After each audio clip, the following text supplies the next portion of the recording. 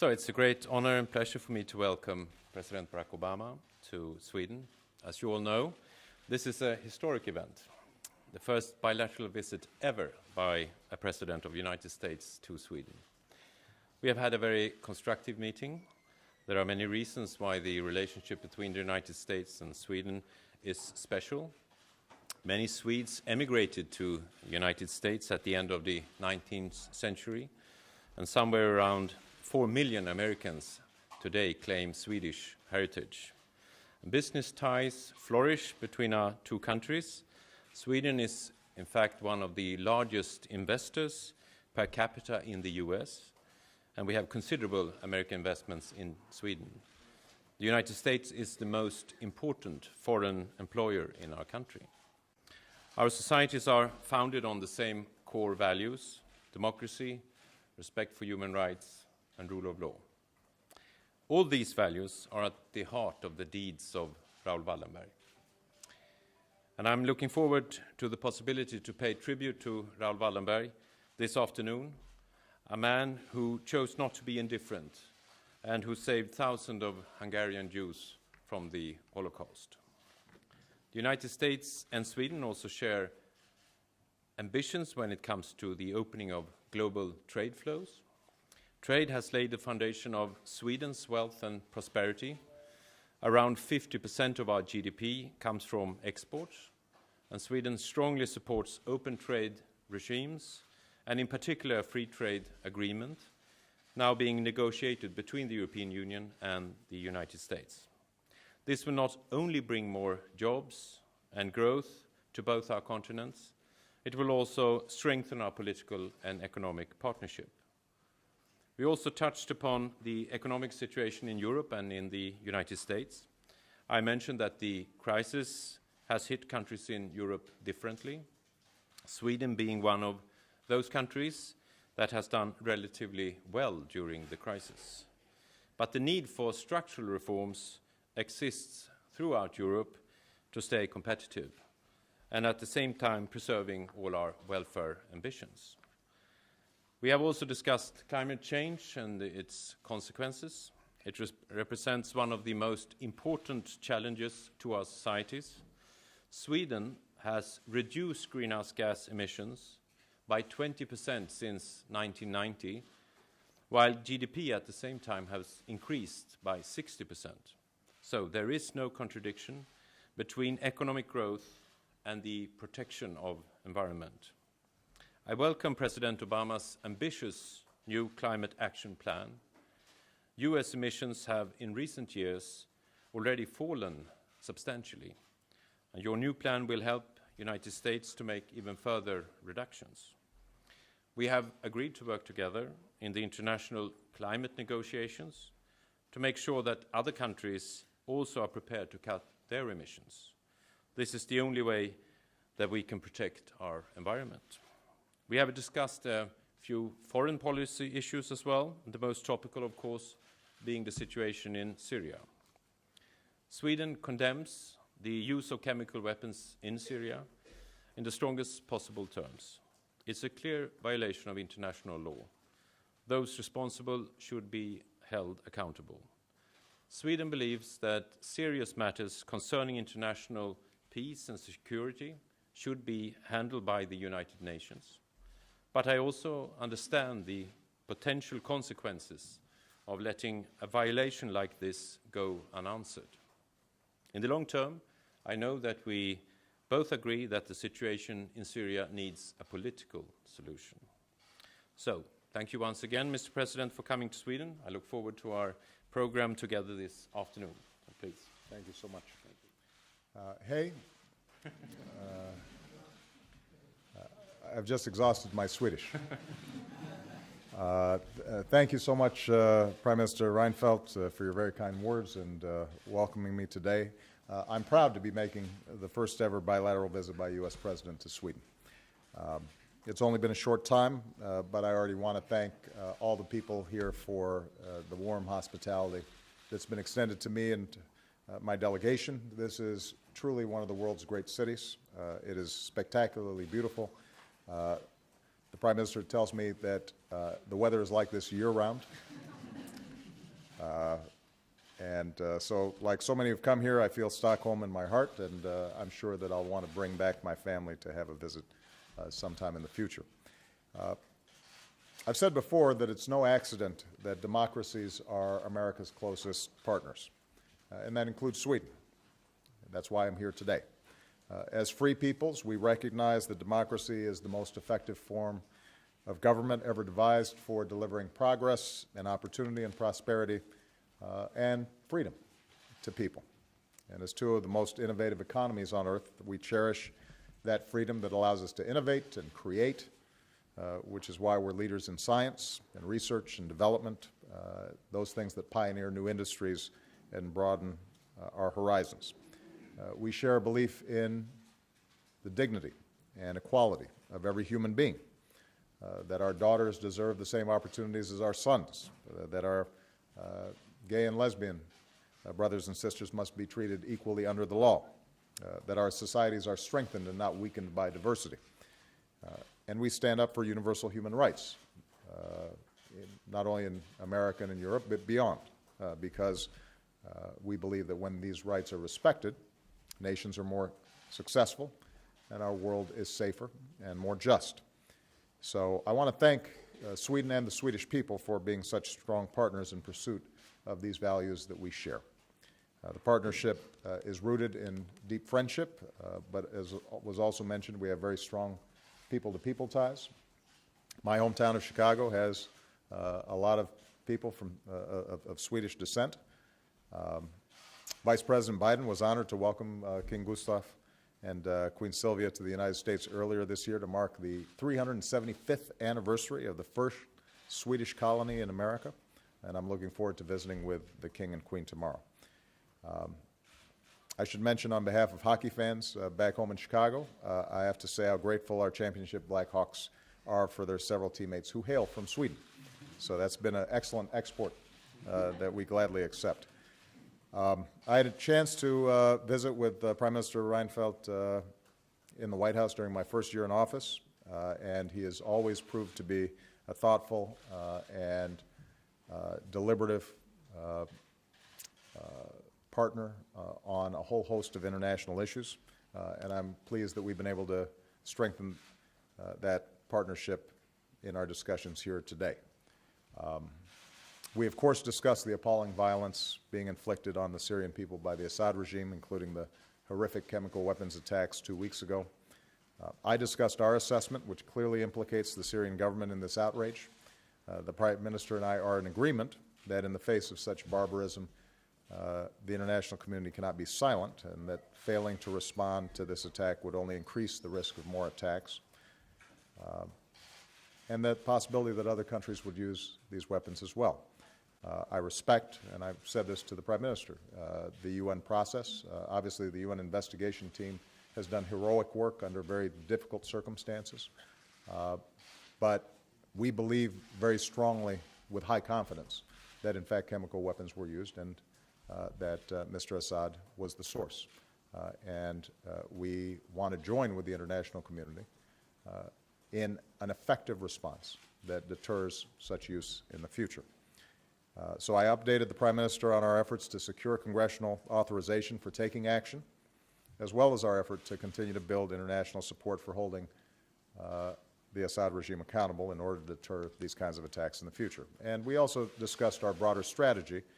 The United States and Sweden are both major donors of humanitarian assistance to the Syrian people. We will continue those efforts. We're going to continue to try to strengthen the capabilities of an inclusive and representative opposition, and to support the diplomacy that could bring an end to all the violence and advance a political transition and a future in Syria where all people's rights are upheld. Those are goals that we share, and we will keep working towards those goals. And more broadly, given Sweden's close partnership with NATO, we also touched on some of the other security challenges, and I expressed my appreciation for the extraordinary work that the Swedish Armed Forces has done in a whole range of issues, including Afghanistan efforts to resolve some of the conflicts in Central, Eastern Europe, and the ongoing training that's also being provided and the good example that's being provided by the Swedish Armed Forces here in Europe. Mindful of the jobs that are supported by trade between our two countries, we discussed ways to partner more, including creating a clean energy partnership that creates jobs and combats climate change effectively. Sweden is obviously an extraordinary leader when it comes to tackling climate change and increasing energy efficiency and developing new technologies. And the goal of achieving a carbon-neutral economy is remarkable, and Sweden is well on its way. We deeply respect and admire that and think we can learn from it. In the United States, we've taken some historic steps, doubling our electricity from wind and solar, improving the fuel efficiency of our cars, reducing our carbon pollution to the lowest levels in nearly 20 years, but we all know we need to do more. So my new climate action plan, more clean energy, more energy efficiency, less emissions, will allow us to do even more in the years to come, and we look forward to a close partnership with Sweden on what is going to be a global challenge. And at the Royal Institute of Technology today, I look forward to seeing some of the innovative ways that we can cooperate. We also talked about trade and the Transatlantic Trade and Investment Partnership, or TTIP. I want to thank Sweden and the Prime Minister for the strong support of these negotiations, and I believe that for the U.S. and the EU to reach a high standard, comprehensive agreement can create more jobs and opportunity on both sides of the Atlantic. And as I head into the G20, I shared my view that here in Europe and around the world, we've got to stay focused on creating jobs and growth. That's going to be critically important, not only for our economies, but also to maintain stability in many of our democracies that are under severe stress at this point. And finally, I want to salute Sweden, along with all the Nordic countries, for your strong support for democracy and development, strengthening democratic governance in Eastern Europe, global efforts against AIDS, TB, and malaria, responsible development in Africa. I want to thank in advance the Prime Minister for hosting our meeting tonight with the leaders of all the Nordic countries, and I look forward to our discussion. So to Prime Minister Reinfeldt, thank you so much for your hospitality. To the people of Sweden, thank you. This is a wonderful visit, and I'm looking forward to it producing concrete results that will enhance the lives of both the American people and the people of Sweden. So with that, I think we'll take some questions. Yes, we'll now open the floor for questions. The first question goes to Swedish news agency TT, Tina Magnegård-Bjärs. Mr. President, welcome to Sweden. Thank you. As you might know, the NSA surveillance affair has stirred up quite a few angry reactions, even here in Sweden. What do you want to say to those upset, and how do you think the affair affects the relationship between our countries? And as a follow-up to that, I know that at home you are sometimes accused of wanting to turn the U.S. into Sweden. Now, now that you're here, you've been here for several hours, what have you seen? What actually inspires you? What do you want to import to the U.S. in terms of ideas for society?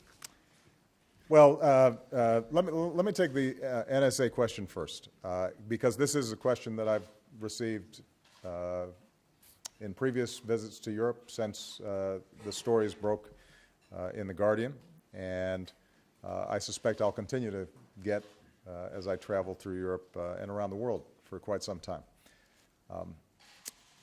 Like other countries, we have an intelligence operation that tries to improve our understanding of what's happening around the world. And in light of 9/11, a lot of energy was focused on improving our intelligence when it came to combating terrorism. And what I can say with confidence is that when it comes to our domestic operations, the concerns that people have back home in the United States of America, that we do not surveil the American people or persons within the United States, that there are a lot of checks and balances in place designed to avoid a surveillance state. There have been times where the procedures, because these are human endeavors, have not worked the way they should, and we had to tighten them up.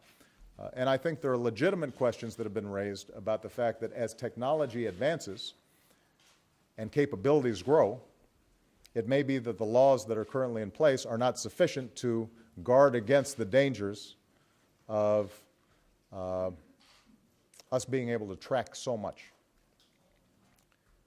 Now, when it comes to intelligence gathering internationally,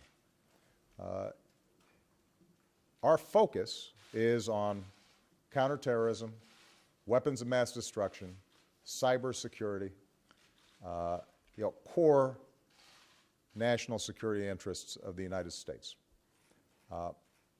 But what is true is that the United States has enormous capabilities when it comes to intelligence. One way to think about it is in the same way that our military capabilities are significantly greater than many other countries. The same is true for our intelligence capabilities. So even though we may have the same goals, our means are significantly greater. And I can give assurances to the publics in Europe and around the world that we're not going around snooping at people's emails or listening to their phone calls. What we try to do is to target very specifically areas of concern. Having said that, what I've said domestically and what I say to international audiences is with changes in technology, with the growth of our capabilities, if our attitude is because we can do it, we should go ahead and do it, then we may not be addressing some of the legitimate concerns and dangers that exist anytime we're talking about intelligence gathering and surveillance.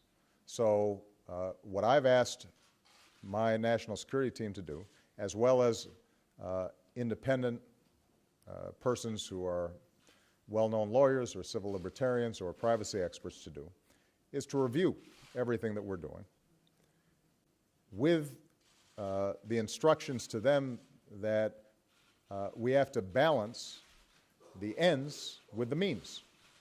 And just because we can do something doesn't mean we should do it.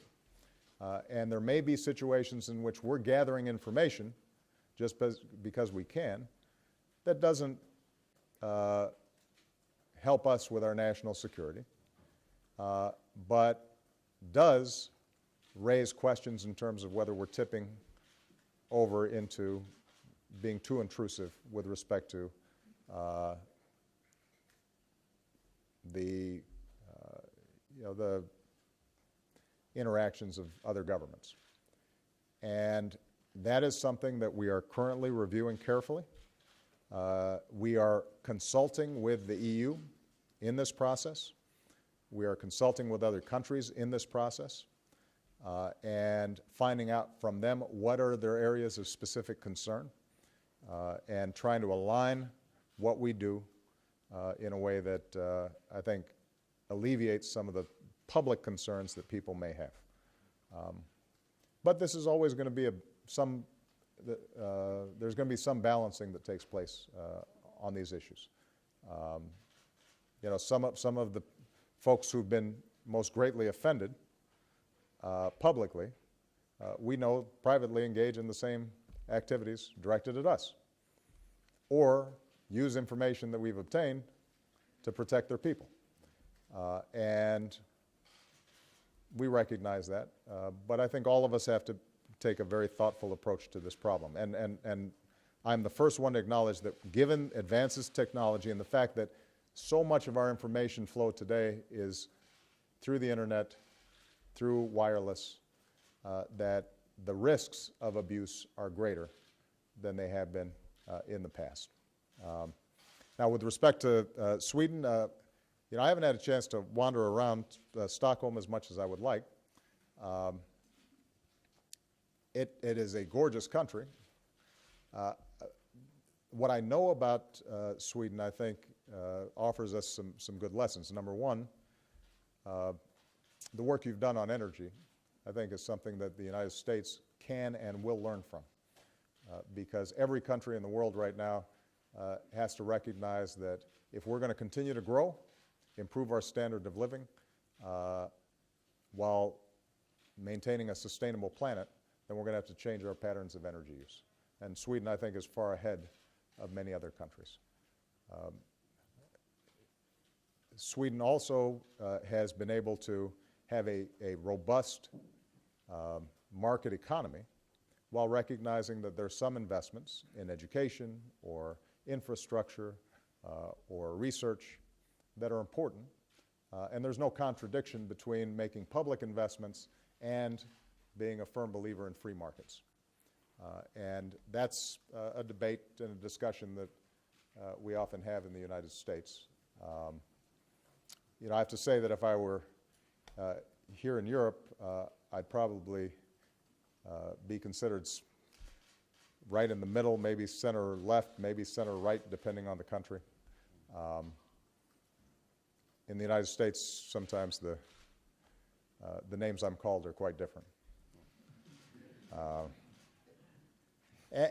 And I think a third observation and final observation I'd make is though I know that I'm sure Fredrik doesn't feel this as he's engaging in difficult debates here, I do get a sense that the politics in Sweden right now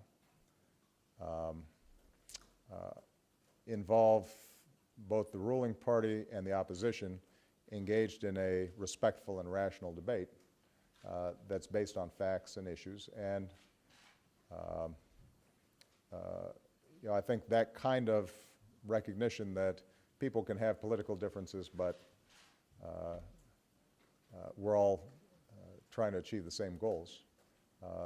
That's something that Swedes should be proud of and should try to maintain. The first question from the American press goes to Steve Holland of Reuters. Thank you, Mr. President. Thank you, sir. Have you made up your mind whether to take action against Syria, whether or not you have a congressional resolution approved? Is a strike needed in order to preserve your credibility for when you set these sort of red lines? And were you able to enlist the support of the Prime Minister here for support in Syria? Let me unpack the question. First of all, I didn't set a red line. The world set a red line. The world set a red line when governments representing 98% of the world's population said the use of chemical weapons are abhorrent and passed a treaty forbidding their use even when countries are engaged in war. Congress set a red line when it ratified that treaty. Congress set a red line when it indicated that in a piece of legislation titled the Syria Accountability Act that some of the horrendous things that are happening on the ground there need to be answered for. And so when I said in a press conference that my calculus about what's happening in Syria would be altered by the use of chemical weapons, which the overwhelming consensus of humanity says is wrong, that wasn't something I just kind of made up. I didn't pluck it out of thin air. There's a reason for it.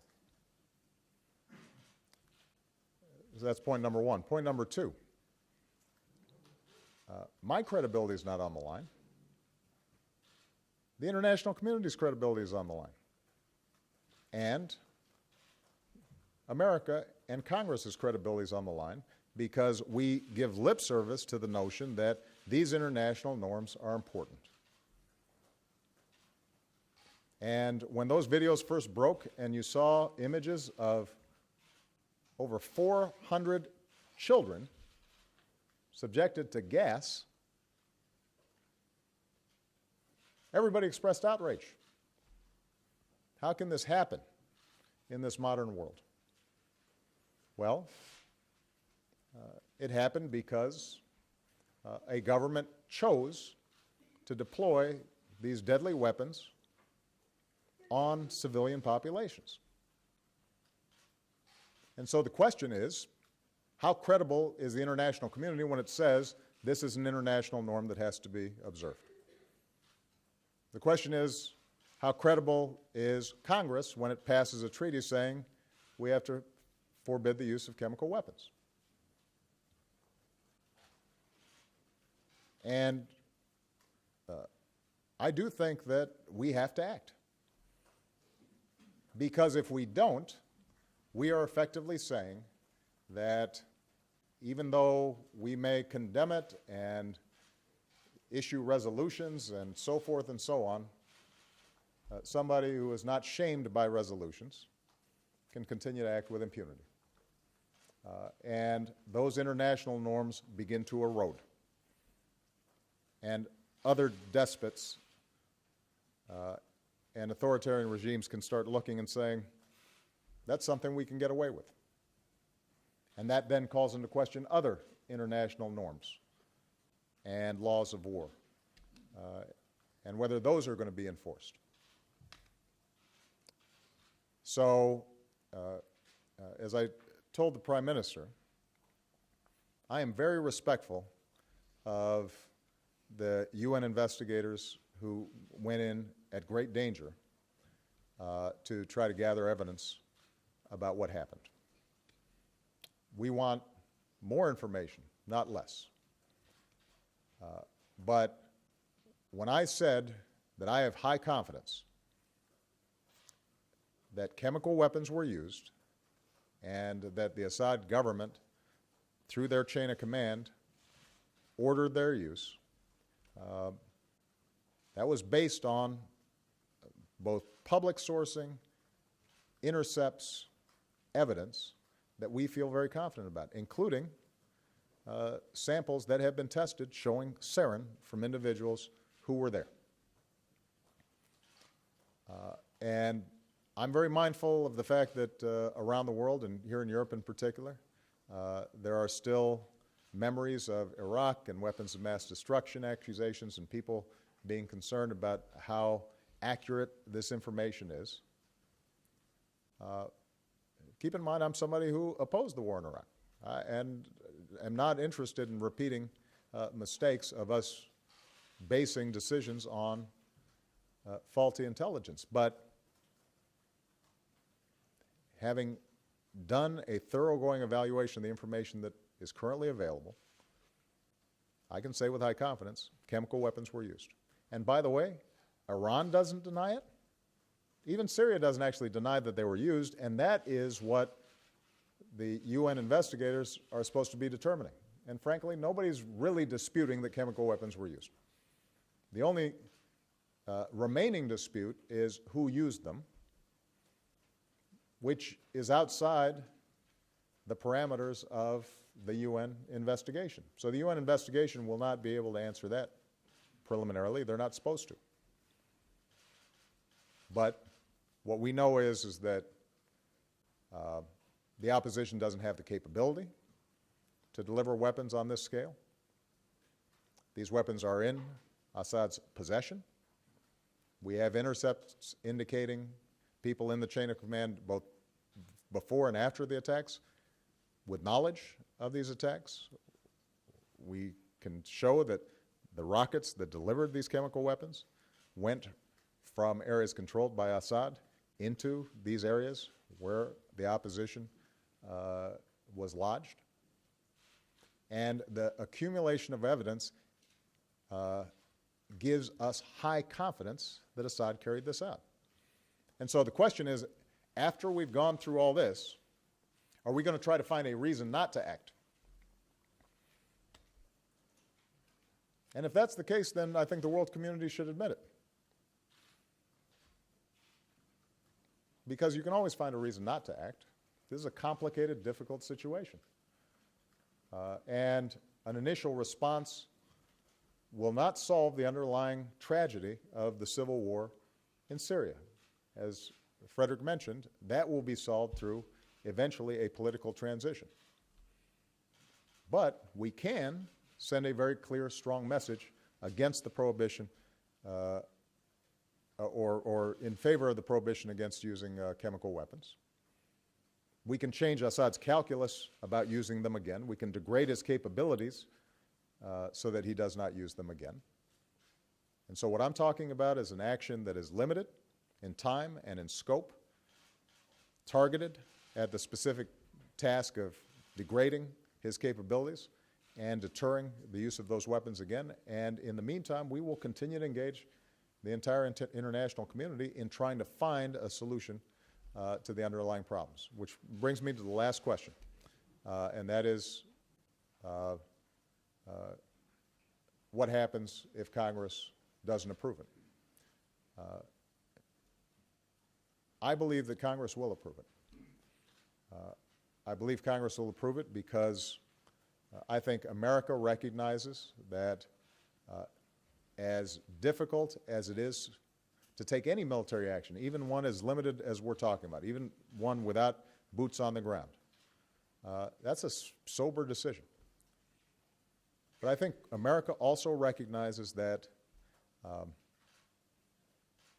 if the international community fails to maintain certain norms, standards, laws governing how countries interact and how people are treated, that over time this world becomes less safe.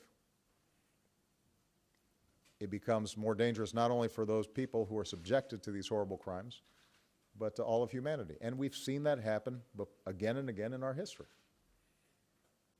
And the people of Europe are certainly familiar with what happens when the international community finds excuses not to act. And I would not have taken this before Congress just as a symbolic gesture. I think it's very important that Congress say that we mean what we say. And I think we will be stronger as a country in our response if the President and Congress does it together. As Commander-in-Chief, I always preserve the right and the responsibility to act on behalf of America's national security. I do not believe that I was required to take this to Congress, but I did not take this to Congress just because it's an empty exercise. I think it's important to have Congress's support on it. Okay. And the next Swedish question goes to Swedish National Television, Erika Bjärs. Mr. President, you've given very eloquent talks about the moral force of nonviolence.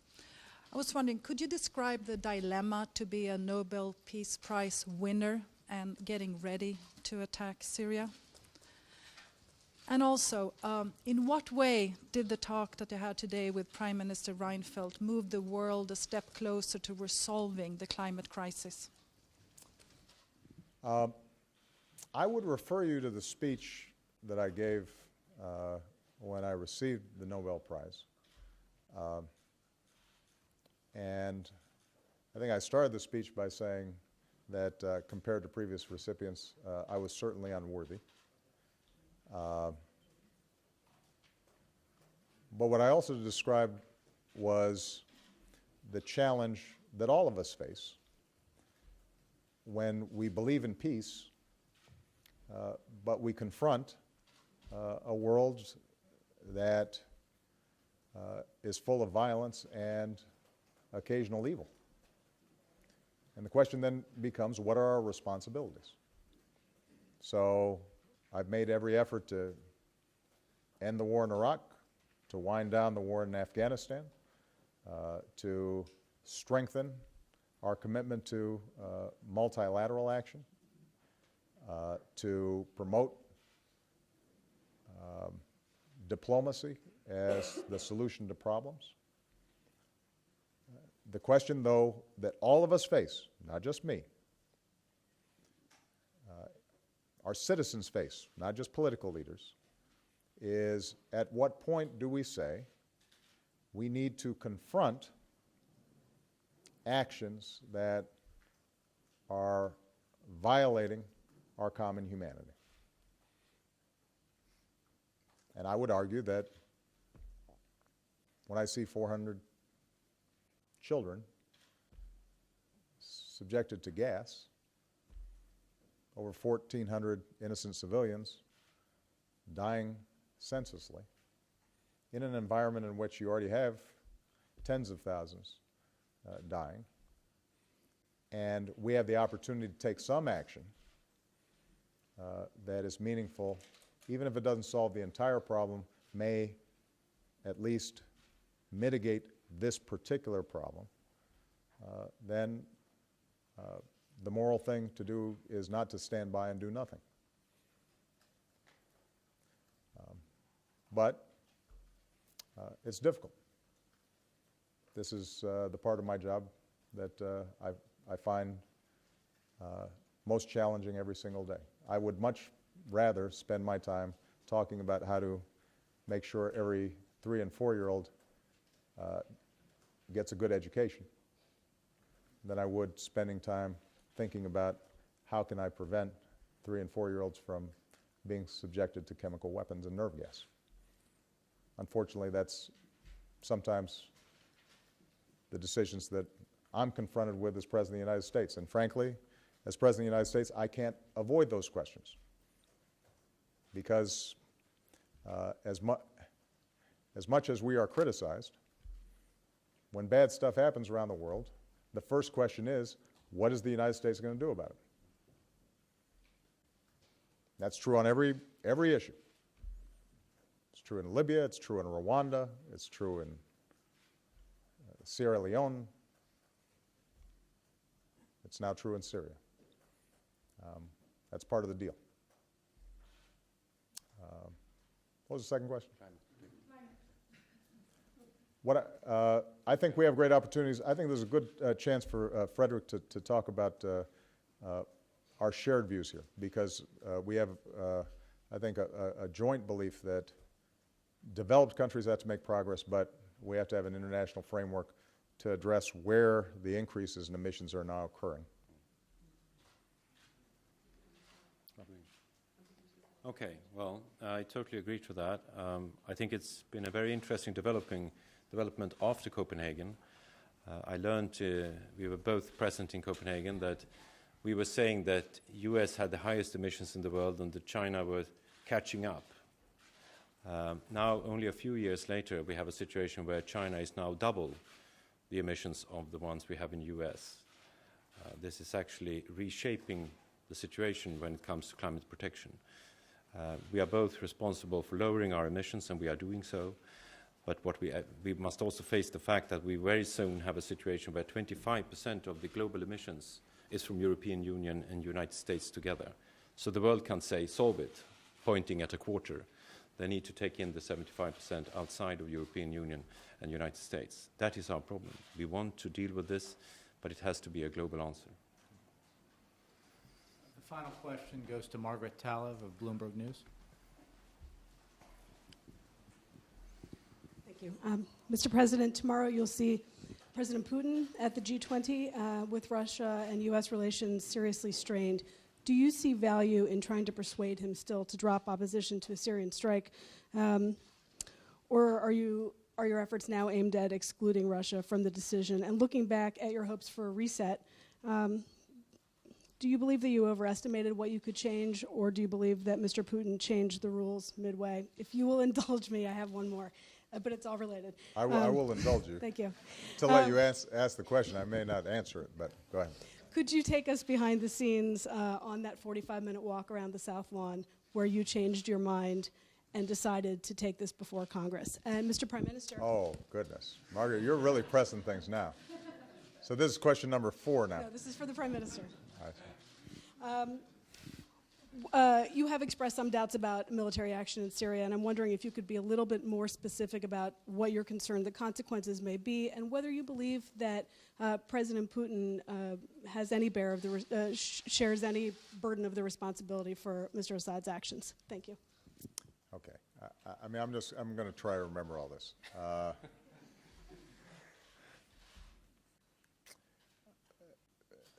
First of all, the reset in the Russian relationship was not done on a whim. There were specific U.S. interests that I believed we could pursue with Russia, where interests overlapped, that would help us both on our long-term national security and our economy. And we succeeded. We succeeded in passing a New START treaty that reduced nuclear stockpiles for both the United States and Russia. Russia joined the WTO, which bound them to a set of international rules governing trade, which I think ultimately will be good for the Russian economy, but is also good for its trading partners and potential companies that are investing in Russia, and that includes U.S. companies. We work together on counterterrorism issues. They have provided us significant assistance in supplying our troops in Afghanistan. There were a whole host of outcomes from that reset that were valuable to the United States. Now, there's no doubt that, as I indicated a while back, we've kind of hit a wall in terms of additional progress. But I have not written off the idea that the United States and Russia are going to continue to have common interests, even as we have some very profound differences on some other issues. And where our interests overlap, we should pursue common action. Where we've got differences, we should be candid about them, try to manage those differences, but not sugarcoat them. One area where we've got a significant difference right now is the situation in Syria. Russia has a long-standing relationship with the Assad regime, and as a consequence, it has been very difficult to get Russia working through the Security Council to acknowledge some of the terrible behavior of the Assad regime and to try to push towards the kind of political transition that's needed in order to stabilize Syria. And I've said to Mr. Putin directly, and I continue to believe, that even if you have great concerns about elements in the opposition, and we've got some concerns about certain elements of the opposition like al-Nusra, and even if you're concerned about the territorial integrity of Syria, and we're concerned about the territorial integrity of Syria, if you in fact want to end the violence and slaughter inside of Syria, then you're going to have a political transition, because it is not possible for Mr. Assad to regain legitimacy in a country where he's killed tens of thousands of his own people. That will not happen. So far, at least, Mr. Putin has rejected that logic. As far as Security Council action, we have gone repeatedly to the Security Council for even the most modest of resolutions condemning some of the actions that have taken place there, and it has been resisted by Russia. And do I hold out hope that Mr. Putin may change his position on some of these issues? I'm always hopeful, and I will continue to engage him because I think that international action would be much more effective, and ultimately we can end deaths much more rapidly if Russia takes a different approach to these problems. In terms of my decision to take the issue to Congress, this had been brewing in my mind for a while. Some people had noted, and I think this is true, that had I been in the Senate in the midst of this period, I probably would have suggested to a Democratic or a Republican president that Congress should have the ability to weigh in on an issue like this that is not immediate, imminent, time sensitive. When the chairman of the Joint Chiefs, Mr. Dempsey, indicated to me that whether we struck today, tomorrow, or a month from now, we could still do so effectively, then I think that raised the question of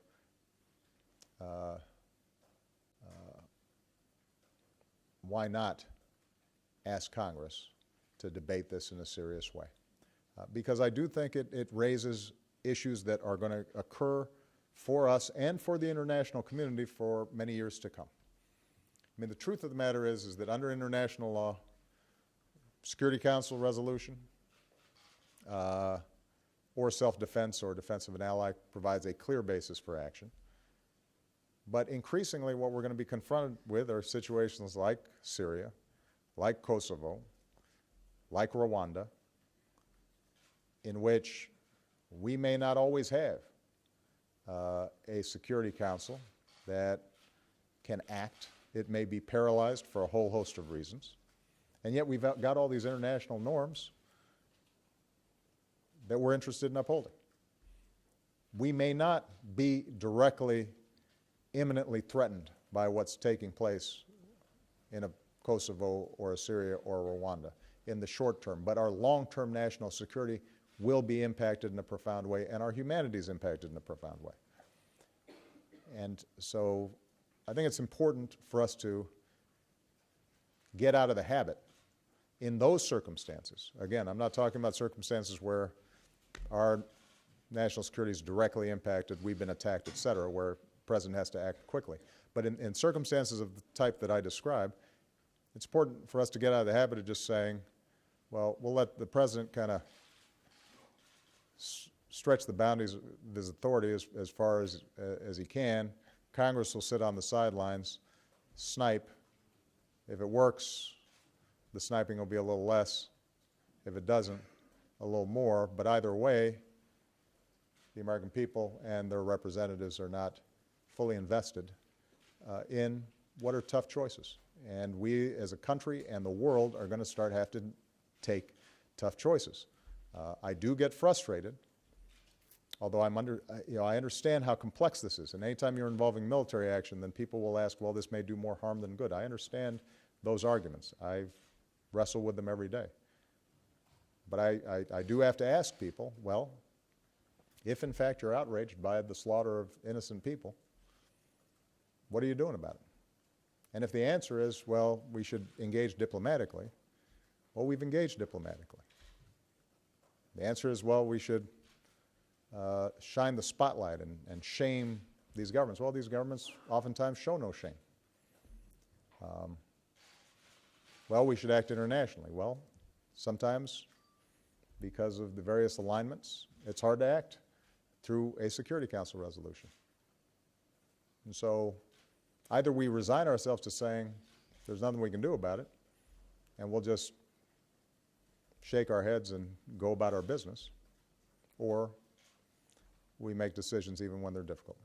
And I think this is an example of where we need to make decisions even though they're difficult, and I think it's important for Congress to be involved in that decision. I think I should answer the question. I think you're right in saying that this is a very difficult decision to take, and as always, it's a balancing act, and we've been discussing this during our talks. Just to remind you, you're now in Sweden, a small country with a deep belief in the United Nations. You're also in a country where I think yesterday or the day before we took the decision that all the people that are now coming from the war in Syria are allowed to stay permanently in Sweden. So a lot of the people following this press conference here in Sweden are actually just now coming from Syria, and of course wondering what is the view of their country. They have a lot of their countrymen also in this country, so we have a lot of roots and links to Syria. I think the main problem has been for 2.5 years now that we have a war without a clear political solution, and that at the end of the day must be. We must get a ceasefire, we must get a peace process We must get people to talk to each other. I totally understand the complex situation also on the opposition, because we have part of the opposition also here in Sweden, which is now conducted of different groups. They want to get Assad out of the picture, but what do they want instead? That is, of course, a question we need to attend to. The weapons inspector that was present in Damascus is headed by a Swede. So in this country, of course, we are asking for the time to be able to see what were their findings, especially since President Obama has sent the decision also to Congress. We think that that gives us some more time, and we are welcoming that. Having said that, I also said that I understand the absolute problem of not having a reaction to use of chemical weapons and what kind of signal that sends to the world in a time where we are developing our view on international law, not saying that you're allowed to do whatever you like to your own people, as long as it's inside your own borders. No, we have these. We need to protect people. We need to look at the interest of each and every one. So this is the development we are seeing. That's the same discussion we are having in Sweden.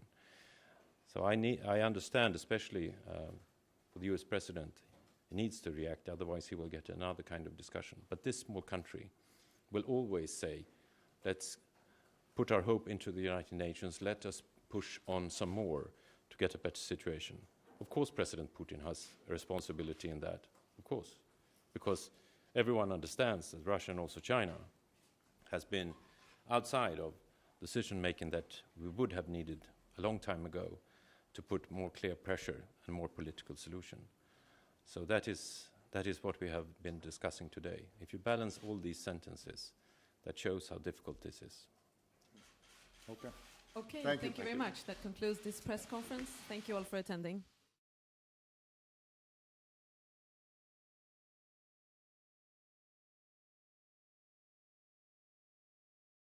Includes Sweden. That's why I'm here today. As free peoples, we recognize that democracy is the most effective form of government ever devised for delivering progress and opportunity and prosperity and freedom to people. And as two of the most innovative economies on earth, we cherish that freedom that allows us to innovate and create, which is why we're leaders in science and research and development, those things that pioneer new industries and broaden our horizons. We share a belief in the dignity and equality of every human being, that our daughters deserve the same opportunities as our sons, that our gay and lesbian brothers and sisters must be treated equally under the law, that our societies are strengthened and not weakened by diversity. And we stand up for universal human rights, not only in America and in Europe, but beyond, because we believe that when these rights are respected, nations are more successful and our world is safer and more just. So I want to thank Sweden and the Swedish people for being such strong partners in pursuit of these values that we share. The partnership is rooted in deep friendship, but as was also mentioned, we have very strong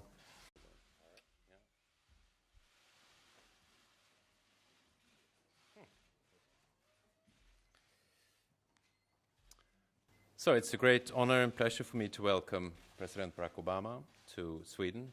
As you all know, this is a historic event, the first bilateral visit ever by a president of the United States to Sweden. We have had a very constructive meeting. There are many reasons why the relationship between the United States and Sweden is special. Many Swedes emigrated to the United States at the end of the 19th century, and somewhere around 4 million Americans today claim Swedish heritage. Business ties flourish between our two countries. Sweden is, in fact, one of the largest investors per capita in the US, and we have considerable American investments in Sweden. The United States is the most important foreign employer in our country. Our societies are founded on the same core values: democracy, respect for human rights, and rule of law. All these values are at the heart of the deeds of Raoul Wallenberg. And I'm looking forward to the possibility to pay tribute to Raoul Wallenberg this afternoon than just to our societies. Sweden has reduced greenhouse gas emissions by 20% since 1990, while GDP at the same time has increased by 60%. So there is no contradiction between economic growth and the protection of environment. I welcome President Obama's ambitious new climate action plan. US emissions have in recent years already fallen substantially, and your new plan will help United States to make even further reductions. We have agreed to work together in the international climate negotiations to make sure that other countries also are prepared to cut their emissions. This is the only way that we can protect our environment. We have discussed a few foreign policy issues as well, and the most topical, of course, being the situation in Syria. Sweden condemns the use of chemical weapons in Syria in the strongest possible terms. It's a clear violation of international law. Those responsible should be held accountable. Sweden believes that serious matters concerning international peace and security should be handled by the United Nations. But a man who chose not to be indifferent and who saved thousands of Hungarian Jews from the Holocaust. The United States and Sweden also share ambitions when it comes to the opening of global trade flows. Trade has laid the foundation of Sweden's wealth and prosperity. Around 50% of our GDP comes from exports, and Sweden strongly supports open trade regimes, and in particular a free trade agreement now being negotiated between the European Union and the United States. This will not only bring more jobs and growth to both our continents, it will also strengthen our political and economic partnership. We also touched upon the economic situation in Europe and in the United States. I mentioned that the crisis has hit countries in Europe differently, Sweden being one of those countries that has done relatively well during the crisis. But the need for structural reforms exists throughout Europe to stay competitive, and at the same time preserving all our welfare ambitions. We have also discussed climate change and its consequences. It represents one of the most important challenges. Also understand the potential consequences of letting a violation like this go unanswered. In the long term, I know that we both agree that the situation in Syria needs a political solution. So, thank you once again, Mr. President, for coming to Sweden. I look forward to our program together this afternoon. Please. Thank you so much. Hey, I've just exhausted my Swedish. Thank you so much, Prime Minister Reinfeldt, for your very kind words and welcoming me today. I'm proud to be making the first ever bilateral visit by a U.S. President to Sweden. It's only been a short time, but I already want to thank all the people here for the warm hospitality that's been extended to me and my delegation. This is truly one of the world's great cities. It is spectacularly beautiful. The Prime Minister tells me that the weather is like this year-round. So, like so many who've come here, I feel Stockholm in my heart, and I'm sure that I'll want to bring back my family to have a visit sometime in the future. I've said before that it's no accident that democracies are America's closest partners. And that